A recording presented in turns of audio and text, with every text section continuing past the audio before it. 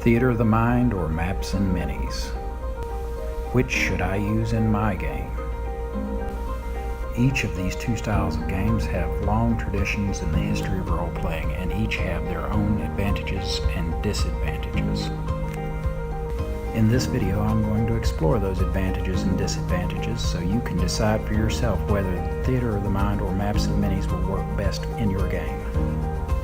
Before I go any further, I'll go ahead and reveal my bias. I've been running a Theater of the Mind game for over 24 years now, and about 98.4% of my role-playing experience is with that style of game. Because of this, I asked three friends, Adam Bradley, Scott Bowen, and Shane Hyatt, to help me make the case for the Maps and Minis side of the argument. Now that we have that behind us, let's move on to the pros and cons of each of the two sides. I'm going to start with talking about what is good from each style, and then move on to talking about what they're not so good at. Let's begin with Maps and Minis. Number one, this type of game can make it easy for new players to understand the action taking place in the game. It lets the map and the pieces placed on it do the work for their imagination. It keeps new players from having to navigate an imaginary world while also working through an unfamiliar rules system in their head. Number two, minis are cool and can inspire a player to develop their character to a greater degree. Number three, everyone can see exactly where all the combatants in a battle are standing. This may help some players to be less confused about who is where. Number four, if the players or DM enjoy painting or sculpting minis or set pieces, there can be many hours of out-of-game fun in the preparation of these items. Now let's cover what works well in Theater of the Mind style games. Number one, the game mostly takes place in the imagination of the participants, so suspension of disbelief is easy to maintain. Number two, it is cheap. There is no need to spend money on anything other than the core rules book, some dice, and a few sheets of notebook paper to make character sheets from. Number three, you can play almost anywhere. A Theater of the Mind game doesn't have to be played hunched over a table sitting in uncomfortable chairs. My game is played in the living room with players comfortably seated on couches and love seats. I've even DM'd a one-on-one game with my cousin Adam while driving down a curvy country back road. Number four, less prep time. If you're a Theater of the Mind DM, you have to spend 0 hours and 0 minutes preparing the game map, set pieces, and NPC minis. All of your prep time can be devoted to story development. Okay, that's some good stuff about both styles of games. Now let's talk about where each can fall short, starting with Maps and Minis. Number one, using Maps and Minis can make the game more about rules and counting hexes than seeing the game world through the character's eyes.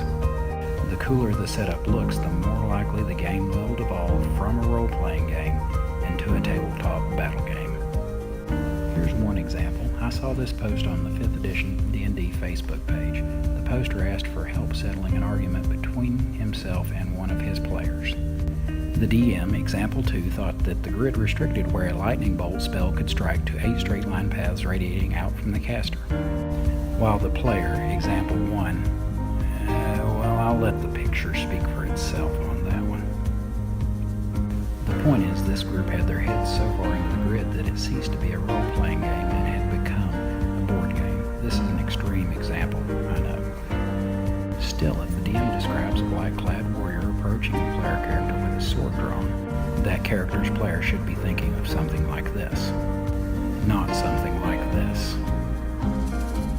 Number two, depending on how much you decide to put into it, playing with Maps and Minis can be extremely expensive. Because of this, some people decide to use more frugal alternatives. They may use a chess pawn as an NPC, and the party cleric may be represented by an orange skittle. At the very least, there is an extra expense of a dry erase board and markers with Maps and Minis. Number three, to play with Maps and Minis, you need a stable flat surface, so you're pretty much limited to tables, countertops, and floors. These play surfaces must be stationary and within arm's reach of all the players. This normally results in a game with all the players packed around a table and sitting in chairs like these. No wonder the average game session only lasts 4 hours these days. Also, a happy puppy dog with a frantically wagging tail. Or perish the thought, a cat could spell disaster for your carefully set up Maps and Minis game night. Number 4, the last bit of criticism I will level at playing Maps and Minis style is it increases preparation time and slows down the minis, the DM has to draw out maps or set up tiles, and everyone has to move their minis instead of just announcing what their character is doing. Now here are some things that are less than ideal about Theater of the Mind style games. Number 1, for new players and DMs trying to visualize the game world and overcome the learning curve of a new system, it may be easier for such people to give their brains a rest and let the maps and minis do the work for their imaginations. Number 2, once again, for inexperienced or young players, having an object to focus on can help them pay attention to the game. Theater of the Mind does not provide a physical object like a mini to hold the player's attention if short attention span is a problem for said player. Number 3, for inexperienced players or DMs, it may be difficult to keep track of the action in combat.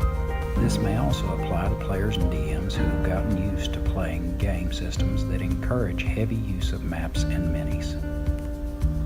Number 4, for groups with crafty players, Theater of the Mind games give them little to do between game sessions. Because minis are not being used in-game, there is no need for them to make or paint a mini for their character. As I said earlier, I almost never use maps and minis in my game, not because I don't like minis, but because they distract from the kind of role-playing game I like to run. Here's a picture of some of the minis I own. These are all from a tabletop miniatures battle game called Warzone 2nd Edition.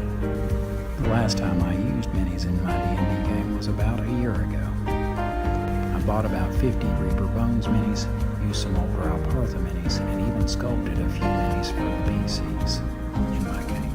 The reason I decided to use maps and minis for this battle was it was super complex. There were 15 spellcasters of 10th level or higher and 72 combatants. There were overlapping areas of effect with different durations.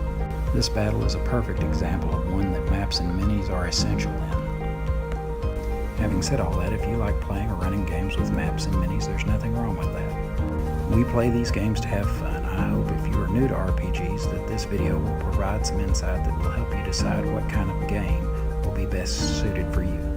Please remember to subscribe, like, and share, because this helps me out a lot. Have a great day.